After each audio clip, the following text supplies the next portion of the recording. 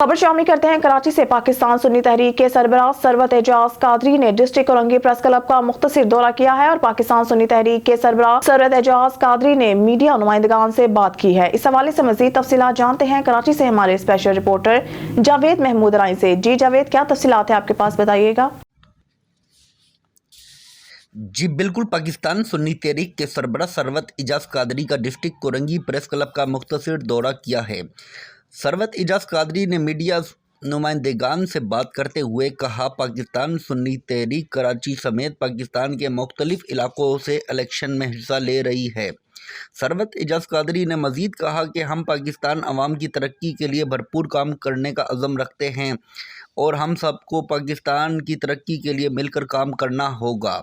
उन्होंने मज़ीद कहा कि अगर लिविंग फील्ड दी गई तो उम्मीद है कि पाकिस्तान सुन्नी तहरीक के उम्मीदवार भारी अक्सरियत से कामयाब होकर अवाम की खिदमत करेंगे।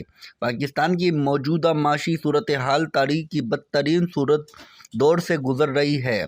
पाकिस्तान सुन्नी तहरीक के उम्मीदवार कामयाब होकर पाकिस्तान को इस मुश्किल दौर से निकालेंगे, अपना किरदार अदा करेंगे। सरवत एजाज कादरी का मज़ीद कहना था कि पाकिस्तान सुन्नी तहरीक वो वाहिद जमात है जिस पर आज तक करप्शन का कोई इल्ज़ाम नहीं है।